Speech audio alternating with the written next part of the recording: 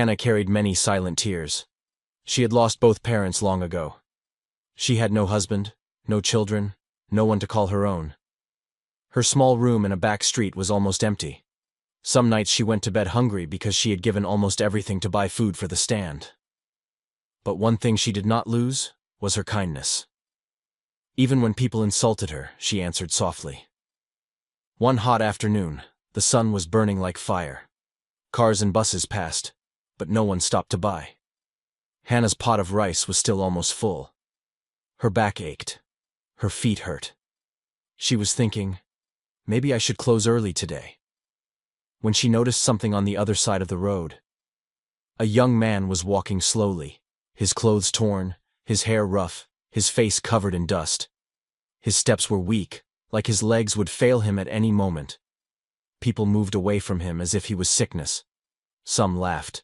Some shook their heads. He must be mad. He is smelling. Let him go and die somewhere. The young man tried to ask a passerby for help. The man pushed him away roughly. A group of boys threw small stones at him and shouted, "Dirty beggar! Go away!" Hannah watched quietly, her heart squeezing in her chest. Then, as the weak young man tried to cross the road, his knees finally gave up. He fell, right there near her stand, in the dust, as cars honked and people shouted. No one moved to help him, except Hannah. She dropped the spoon in her hand, wiped her palms quickly on her wrapper, and ran toward him. Hey, brother, can you hear me?" Hannah knelt beside the young man. His eyes were half closed. His lips were dry and cracked. His breathing was slow. Sweat and dust mixed on his forehead. He looked like he had not eaten for days. People gathered at a distance, but no one came close. "Leave him, Hannah," one woman shouted. "You and poor people, you are the same. Maybe he is a thief." Another man laughed. "Maybe he is a demon. If you touch him, he will follow you to your house." Hannah ignored them. She slid her arm under the young man's shoulders and tried to raise him. He was light, too light for someone his age. "Please," she whispered. "Try and stand just small. My shop is there."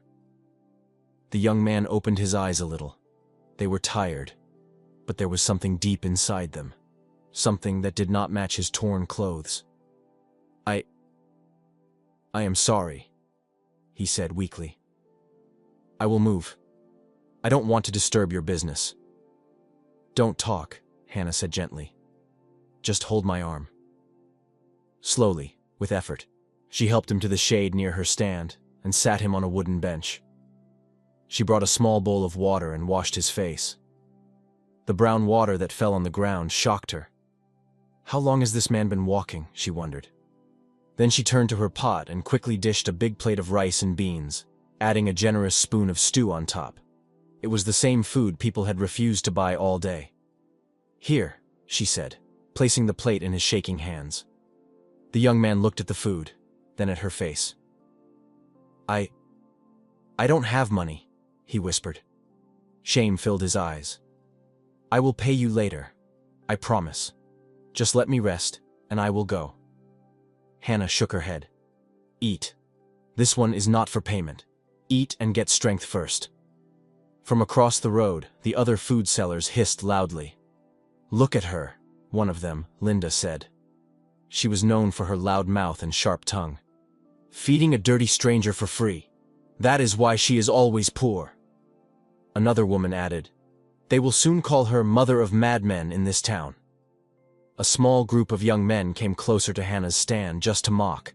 "Auntie Hannah," one of them called with a wicked smile.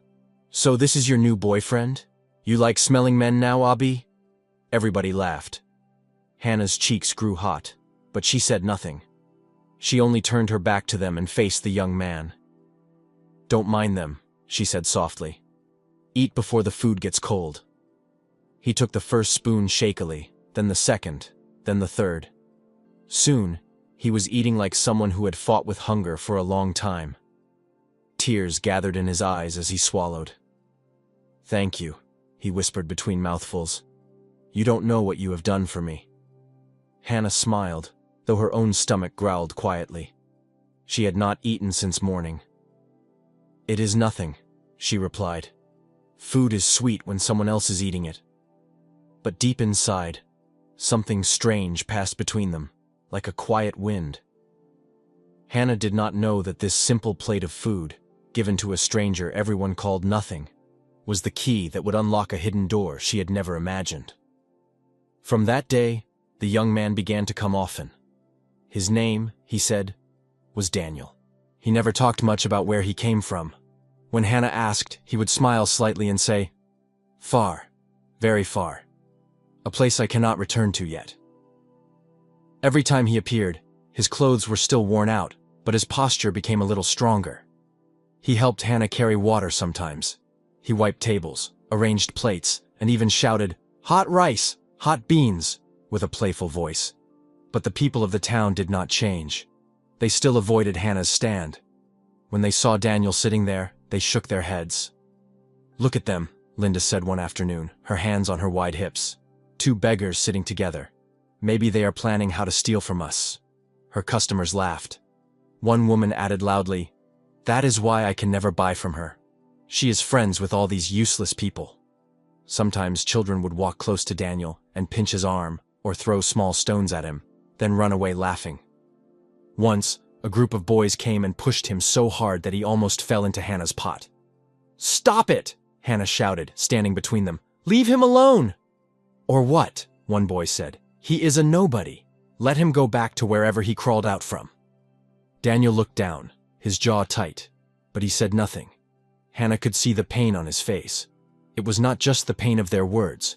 It was deeper, like someone who had known respect before and now tasted shame. That night, when the customers were gone and the road was quiet, Hannah sat on an old bench, counting the day's money. It was small, too small. Her rent was due in 2 days. She knew it was not enough. Daniel sat opposite her, watching her tired hands. "You did not sell much today," he said gently. Hannah forced a smile. "It is like that sometimes." "It is like that most days," he replied slowly. "Because of me." She looked up, surprised. "What do you mean?" "They don't like me here," Daniel said. "They think I am trouble. Maybe if I stop coming, you will sell more." For a moment, the silence between them became heavy. Hannah could see the honesty in his eyes. He truly believed that leaving would help her.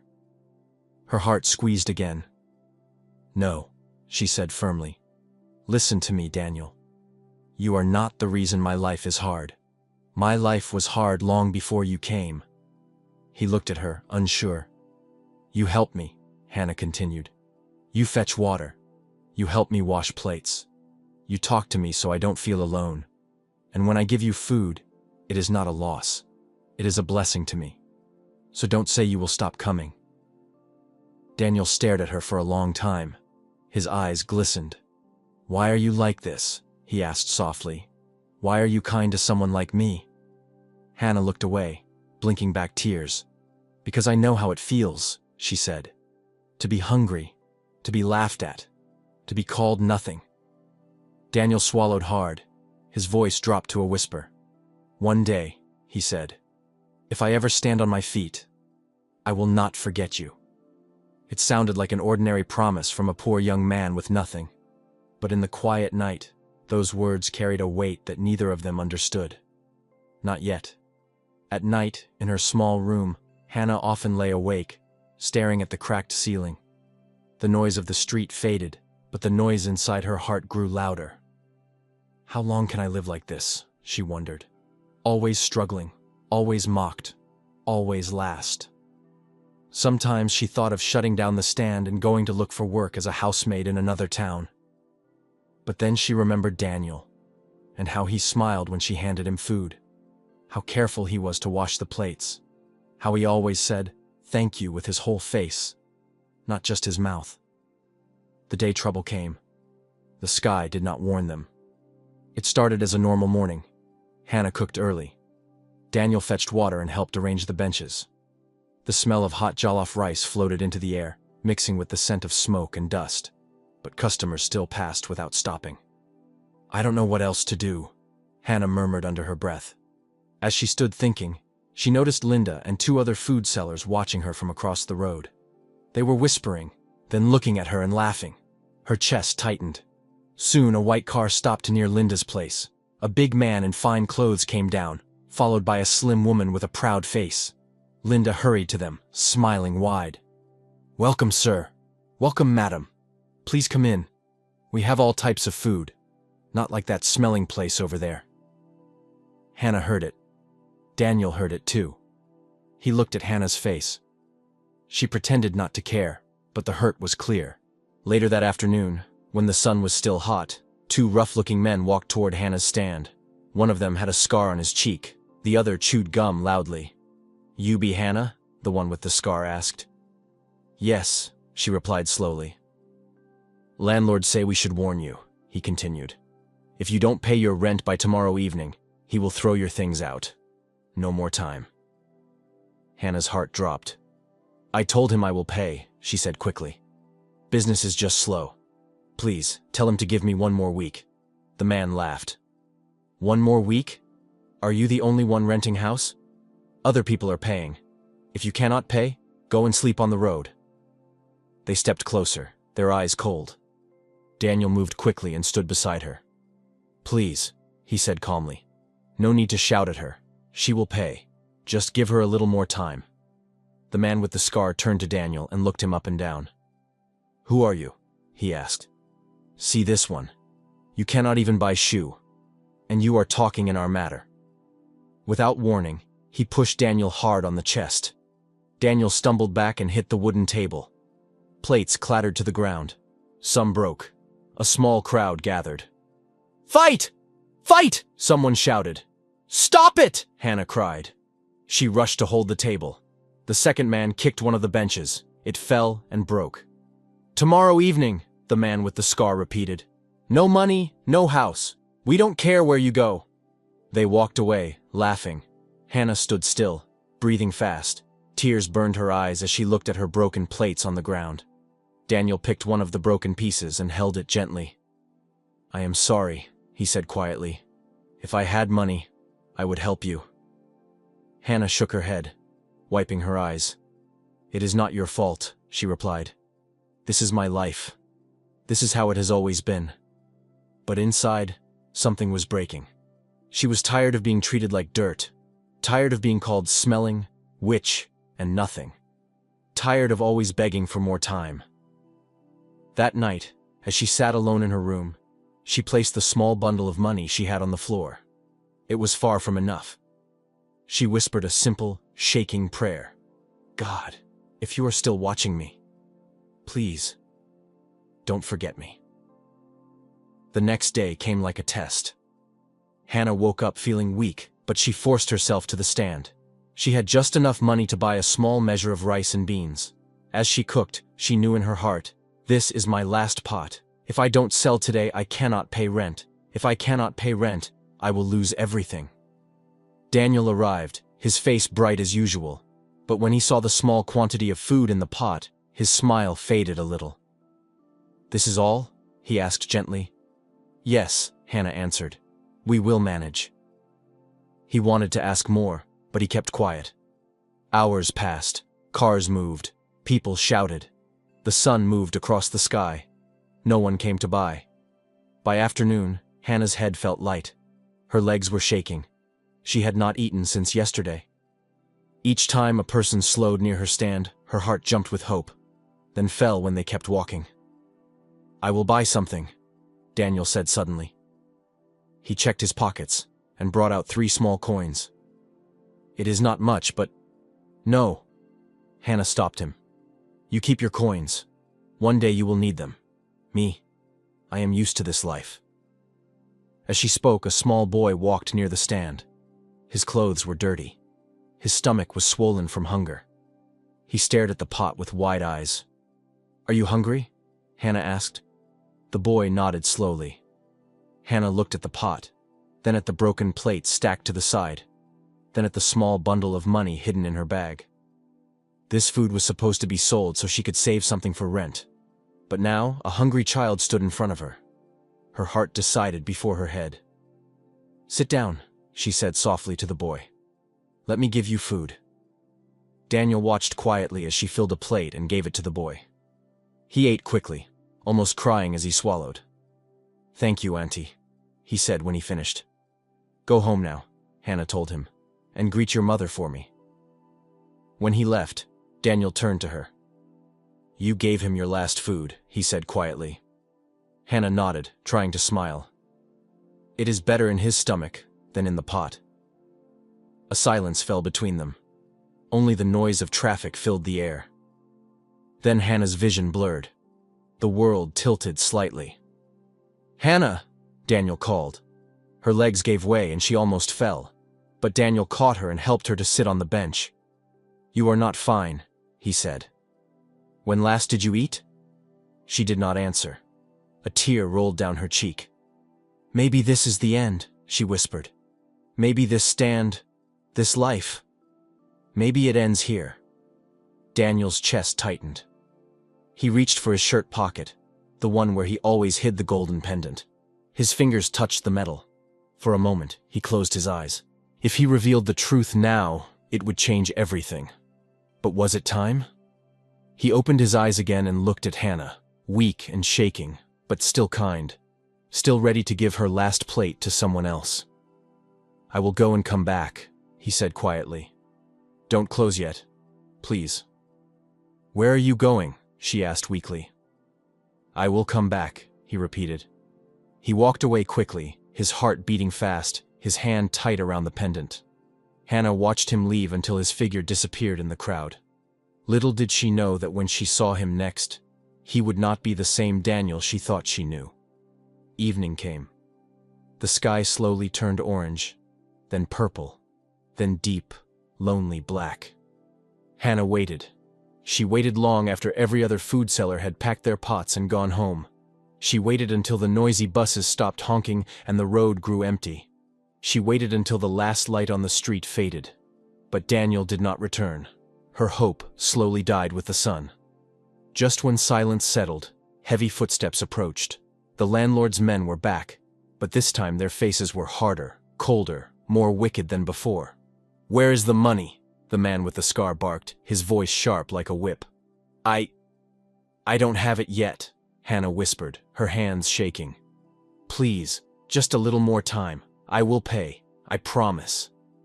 They looked around her stand, the almost empty pot, the broken bench, the woman whose eyes were already full of tears. "No more time," the scarred man snapped. "You have stayed too long. Tonight, we finish this." Before she could speak again, they stormed into her tiny room nearby. "Please, please wait!" Hannah cried, running behind them. They didn't listen. They dragged her small mattress outside. They threw out her pot. Her plates scattered on the ground. Her clothes fell into the dirt. Her old cooking stove rolled and hit the wall. Neighbors watched from their doors. No one helped. Some whispered. Some shook their heads. Some just stared as if it was a show. "Please," Hannah begged, falling to her knees. "Please don't do this. Where will I sleep? Where will I go?" "This is not our problem," the scarred man said coldly. "You don't pay. You don't stay." He took her room key, locked the door, and tossed it in his pocket like it meant nothing. Hannah reached forward as if trying to grab her life back. "Please," she cried, but her voice broke. They turned and walked away without mercy. Night swallowed her. The wind felt colder than ever. Hannah sat by the scattered pieces of her life, crying silently at first. Then loudly, because the pain in her chest was too heavy to hold. "He did not come back," she whispered to the empty street, thinking of Daniel. "He left. Everyone always leaves." Her hands trembled as she tried to gather her things, but there was nowhere to take them. She had no room, no shelter, no friend to call, no family to run to. She was completely alone. Hours passed. People went into their houses. Lights went off. The town slept. Only Hannah remained awake, sitting beside the wall of the building that no longer belonged to her. Finally, when her body could not fight anymore, she laid her head beside her pot, using her wrapper as a pillow.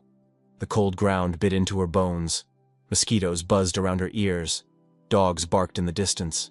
Somewhere, a baby cried. Somewhere, someone laughed. But no one laughed with her. Tears soaked the soil beneath her. "I am tired," she whispered into the darkness. "So tired. God, if you are still watching me, please, don't forget me." Her voice faded, her strength faded. And there, under the open night sky, broken and abandoned, Hannah finally closed her eyes and slept, with tears still running down her face. In the early hours of the morning, before the sun woke up, the town was strangely quiet. No one knew that on the far edge of the town, near the major highway, 4 black SUVs had just driven in, tires moving silently over the road, lights off. Inside the first SUV sat Daniel, only he did not look like the Daniel everyone knew. His hair was neatly cut. He wore a clean white shirt and dark trousers. On his wrist, an expensive watch shone in the faint light. Around his neck, under his shirt, the golden lion's head pendant rested in its proper place. Beside him sat an older man in a dark suit, with sharp eyes like a hawk. His name was Samson, chief guard of Adenora. "Your Highness," Samson said quietly, "are you sure this is what you want to do? We can send people. We can call her here." Daniel shook his head. "No," he replied firmly. "She helped me when she thought I was nothing. I will go and meet her in that same place." Samson nodded slowly. "As you wish, my prince." Behind them, in the other SUVs, more guards sat in silence, eyes alert, ready for anything. The convoy moved like a quiet shadow through the sleeping town. By the time the first light of morning touched the horizon, the 4 black SUVs were parked on the same dusty roadside where Hannah's small stand stood every day. Hannah stood there in the morning light, staring at her whole life scattered on the ground. She wiped her eyes with the back of her hand. "If I stay here, I will just sit and cry," she thought. "Let me at least go to the stand one last time." She somehow carried the small table and pot back to the roadside, her legs weak. The stand looked even smaller than usual. The other food sellers were opening their shops, adjusting their umbrellas, laughing and talking. No one greeted her. She did not have money to cook that morning. She just sat on the bench and held her arms around herself, watching the road. The sun climbed slowly. Then, she heard it. The low, deep sound of powerful engines. Brrrrum. She looked up. From the direction of the highway, 4 long black SUVs were driving toward her stand. The cars were clean, shining, and dark like they belonged to another world. People turned to look. Market women paused. Bus drivers honked less. Even Linda stopped talking mid-sentence. The SUVs slowed and came to a stop right in front of Hannah's stand. Her heart began to pound. "Is this about the landlord?" she wondered. "Am I in some new trouble?" Doors opened. Tall men in dark suits stepped out, their eyes covered with sunglasses. They looked strong and serious, like the bodyguards Hannah had only seen in films. The town went silent. "Ahen," someone whispered. "Who died?" Another person said, "Maybe they are looking for one big man around here." Then, from the first SUV, another man stepped out. At first, Hannah did not recognize him. His clothes were neat. His shoulders were straighter. His hair was well trimmed. There was no dust on his face, no hunger in his eyes. Then he turned fully and looked at her. "Hannah," he said softly. Her mouth fell open. Daniel," she whispered. Every head turned sharply between them. One of the guards moved closer, scanning the area with sharp eyes. Another opened the back door wider, as if expecting someone else to step out. But all Hannah could see was the young man in front of her, the same one who had eaten from her plate with shaking hands, now standing like somebody important. Her hands started to tremble. "What is this?" Linda muttered from across the road. "Is that not the same dirty boy she was feeding?" "Why are bodyguards with him?" someone else asked. "Who is he?" Daniel walked slowly toward Hannah's stand. With each step, the past weeks flashed through his mind. The insults, the laughter, the broken plates, the last pot of food, the collapse in the dust, her hands washing his face. He stopped right in front of her. In that moment, The whole town held its breath. Daniel stood in front of Hannah, his eyes soft, his face serious. Hannah swallowed, her throat dry. "You look different," she said quietly. He smiled a little. "I am still Daniel." One of the guards stepped forward and said loudly, "Your Highness, should we clear the area?" "Your what?" someone shouted. "Did he just say, Your Highness?" The crowd buzzed like bees. "Please," Daniel told the guard, raising one hand. "Give me a moment." He turned back to Hannah. "Do you remember the day I almost fell into your pot?" he asked gently. She nodded slowly, still confused. "Do you remember the day you gave your last plate of food to that small boy?" he continued. "You were already weak, but you still fed him first, then me." Hannah's eyes filled with tears. "I remember," she whispered. Daniel took a deep breath. "I told you that if I ever stood on my feet again, I would not forget you," he said. "Today, I came to keep that promise." He reached into his shirt and brought out the golden pendant. The lion's head shone in the sun. People gasped. "That thing looks expensive." Maybe he stole it. One old man in the crowd suddenly stepped forward, his eyes wide. "Where did you get that?" he asked. "I have seen that sign before." Daniel looked at him with respect. "You have a good memory, sir," he said. "You must be from the old lands." The old man nodded slowly. "My father used to tell stories," he murmured, "about a hidden kingdom, far from here, Adenora. Their royal family used a lion with a crown as their seal." A murmur spread through the crowd like fire. "Adenora? I thought that place was just folklore. A story to scare children." Daniel turned so everyone could see the pendant clearly. "My name is Daniel Adeyemi," he said, his voice steady but full of emotion. "I am not just a wanderer. I am the crown prince of Adenora. When my kingdom was attacked by those close to us, I was sent away in secret, with the hope that I would survive and return one day." The world seemed to go silent. Hannah stared at him like she was seeing a ghost. You are a prince?" she stammered. "Yes," he replied. "But when I came here, I was just a hungry man on the road. No one knew me. No one cared if I lived or died." He looked into her eyes. "No one. Except you." Hannah's tears spilled over. Linda, who had always mocked her from across the road, now stood frozen, her mouth open. "So all this time," she whispered, "we were laughing at a prince?" One of the guards stepped forward and bowed slightly to Daniel. "Your Highness," he said, "we must not stand too long in open space. Your parents are waiting. The council is waiting. The kingdom needs you." Daniel nodded, but his eyes did not leave Hannah's face. "I know," he said softly. "But first, they must meet the person who fed their son when the world turned its back on him." He turned to Hannah once more. "Please," he said gently, "come with me." Hannah felt as if she were in a dream she could not wake up from. "Come.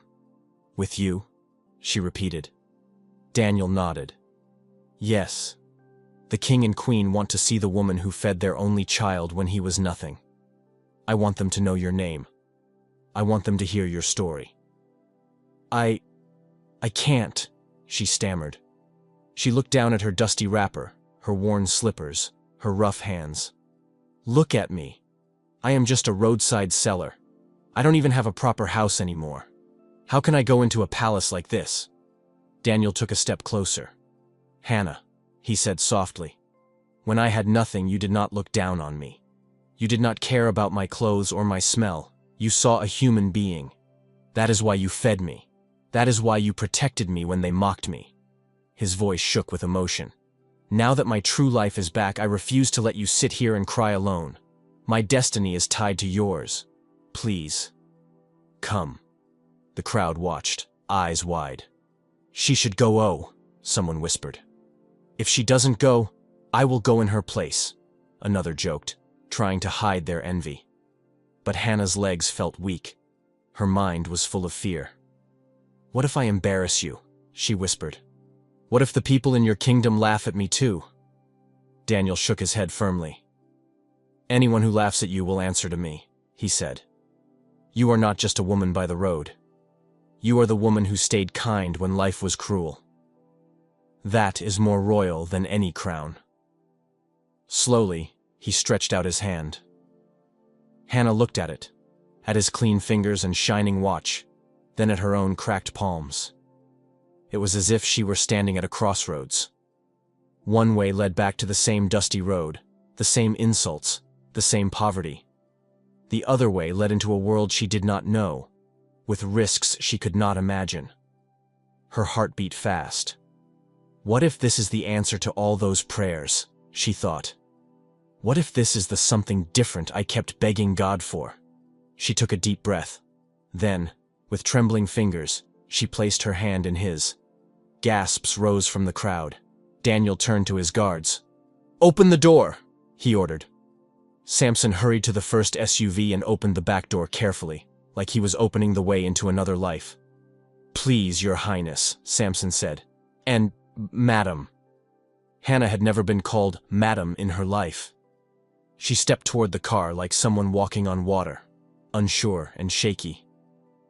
Before she entered, she turned back for a moment and looked at her small stand. The broken bench. The pot with nothing inside. The dusty table. Then she looked at the 4 black SUVs waiting for her. Her eyes filled again. "Thank you," she whispered. Not to Daniel, not to the guards, but to the unseen God who had watched her under the hot sun all these years. She climbed into the car. As the door closed behind her, the others stared in silence. Linda held her apron tightly, her lips dry. She just entered a prince's car," she murmured. "The same woman we called Witch." The engines started. As the SUVs drove away, dust rising behind them, the town stood watching. Some were jealous, some were shocked, some were afraid. But one thing was sure. The story of that smelling woman by the road could never be told the same way again. The journey was long, but Hannah did not feel the time.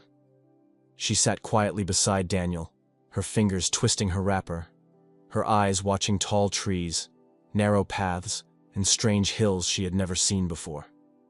After some hours, the road changed. The air felt cleaner. The smell of dust was replaced by the scent of trees and distant flowers. "Where are we?" she asked softly. "We are entering Adenora's lands," Daniel replied. Soon, they passed through a thick forest.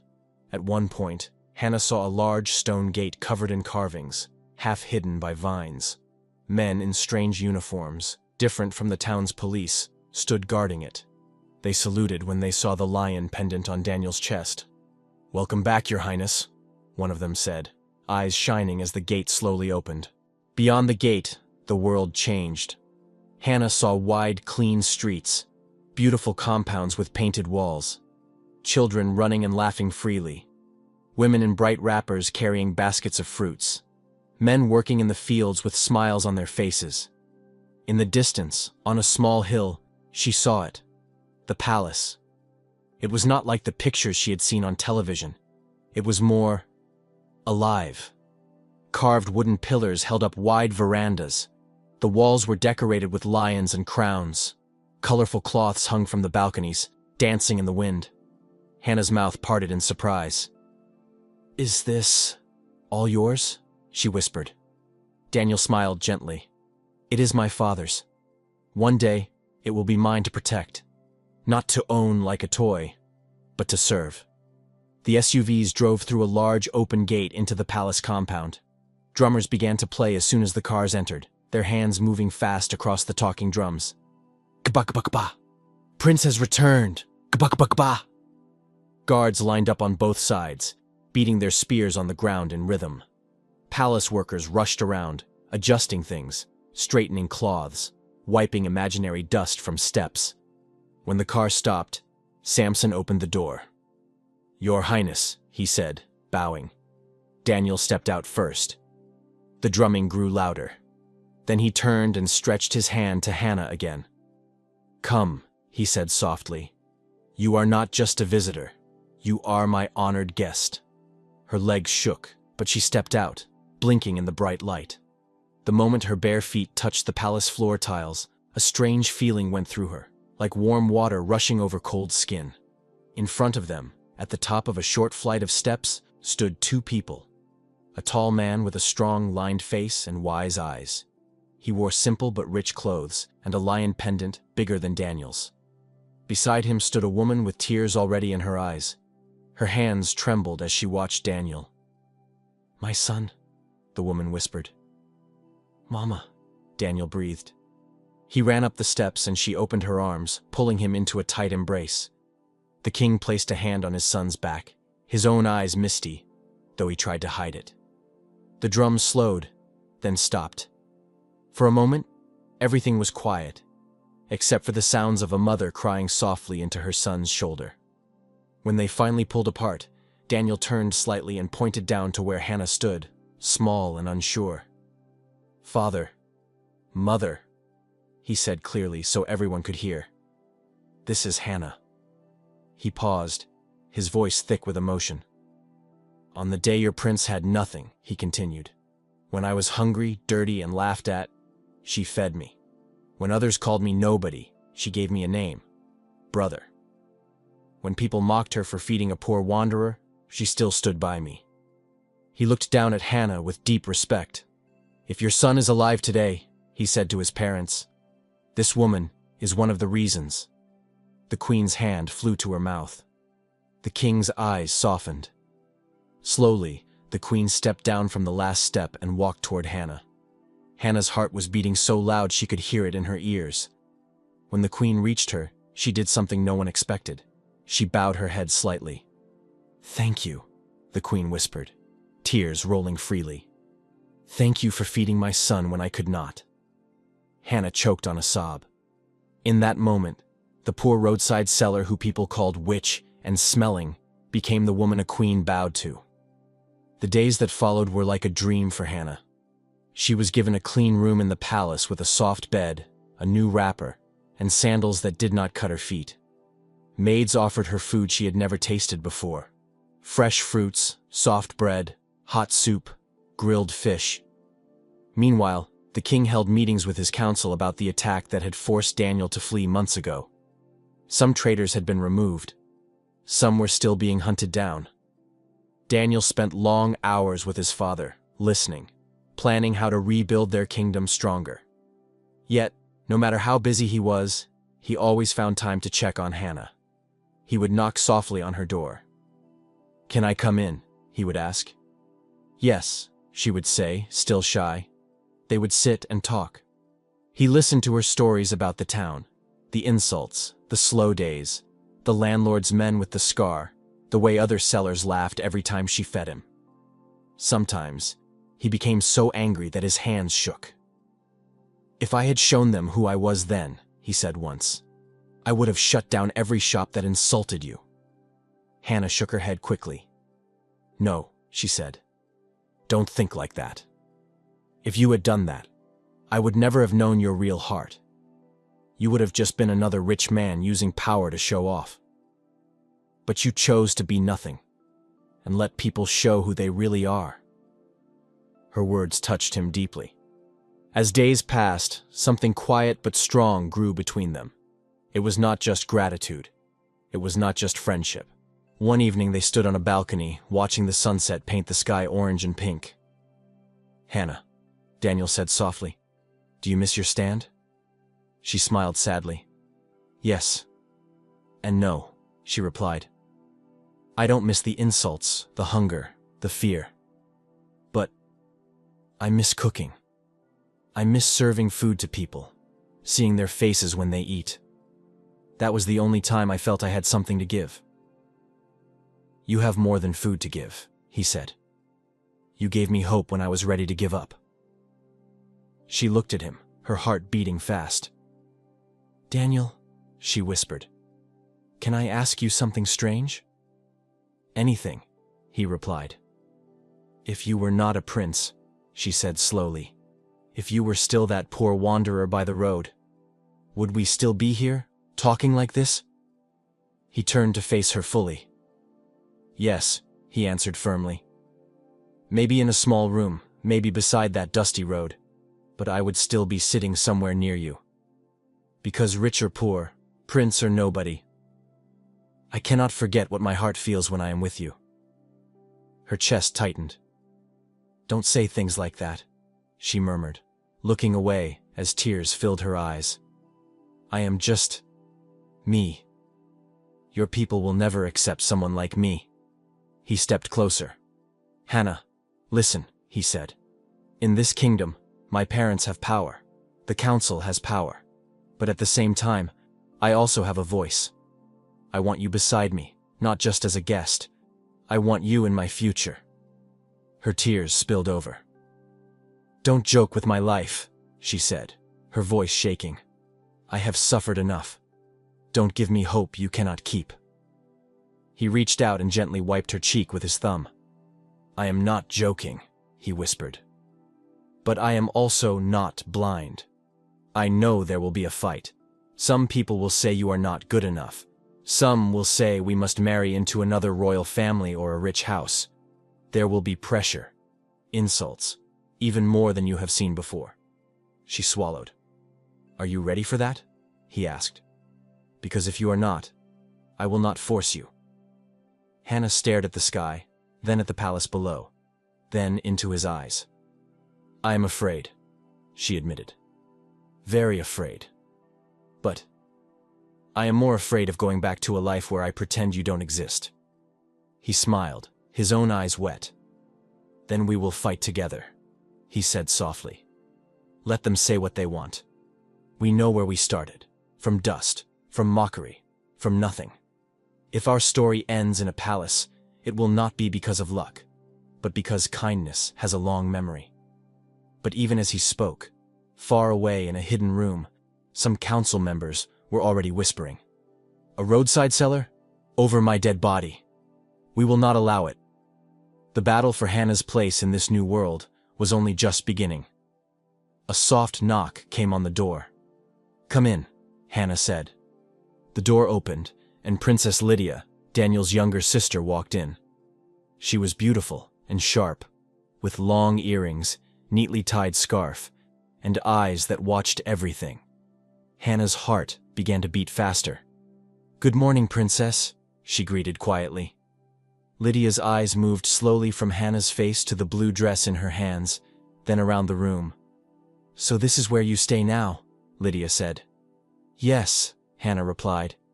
"It is comfortable," Lydia said.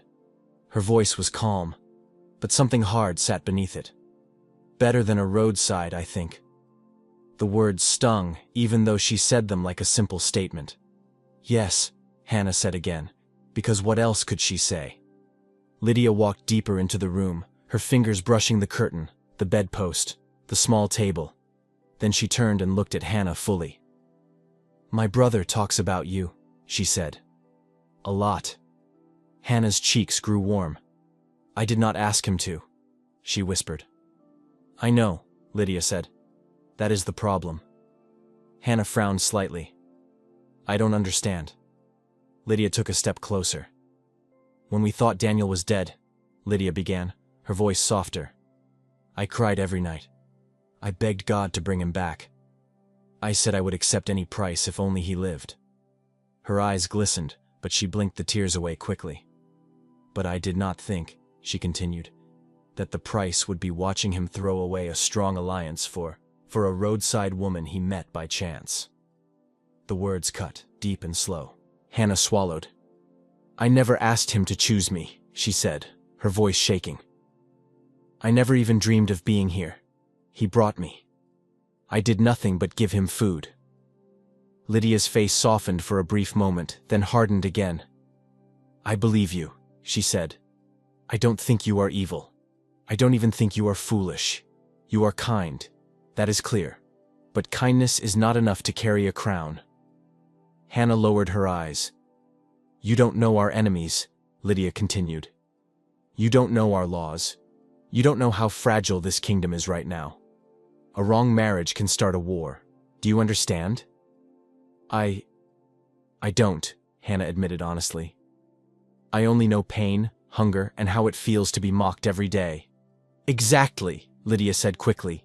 You know pain, but you don't know power. That makes you dangerous, without knowing it. She moved closer, her voice dropping. Princess Rebecca is on her way, Lydia whispered. Her kingdom can help protect us. If Daniel refuses her because of you, the council will fight him. People will turn. Some may even turn against you. Hannah's fingers tightened around the blue dress. So what are you saying? She asked, her throat tight. That I should leave? Lydia's eyes searched her face. I am saying, she answered slowly, that if you truly care about my brother, you must think beyond your feelings. Sometimes love means stepping back. Sometimes love means letting go before you destroy the person you say you love. The words fell heavy in the room. Lydia walked to the door, then paused and looked over her shoulder. The world already took enough from us, she said softly. I will not sit and watch you take the rest, even if you don't mean to. The door closed behind her. Hannah stood totally still. The palace felt cold. Her legs were weak, so she sat slowly on the edge of the bed, the blue dress lying across her knees. If I stay, he may lose his kingdom, she thought, tears filling her eyes. If I leave, I will lose him. For the first time since coming to Adenora, she felt smaller than she had felt beside the dusty road. After a long time, she wiped her face and forced herself to stand. Her head ached. I need to rest, she whispered to herself. Just rest my head for a while. She walked to the door to push the wooden bolt in place, and froze. Something thin was sticking out from under the door, a folded piece of paper. Her heart jumped. Slowly, she picked it up. Her fingers shook as she unfolded it. There was no name, no greeting, just shaky handwriting, as if the writer had been afraid or in a hurry. She read the words once, then again, and her blood turned cold. The kingdom is not safe. Trust no one close to the throne. Hannah's breath caught in her chest. Her eyes darted to the door, to the window, to the corners of the room. Who wrote it? Why give it to her? Was it about Daniel? About the king? About Lydia? About her? Her mind raced. Outside, far away in the palace, drums began to sound, calling people to gather. But Hannah barely heard them. She was standing in the middle of her room, holding the shaking paper, her heart pounding, caught between Lydia's warning about love and a new, darker warning about danger. She slowly folded the note again and clutched it in her hand. For the first time, she realized, leaving the poor life by the road did not mean she had entered safety. She had stepped into a place where crowns shone on the outside, and secrets crawled quietly underneath. And now someone, somewhere in the palace, wanted her to know that trust itself might be deadly.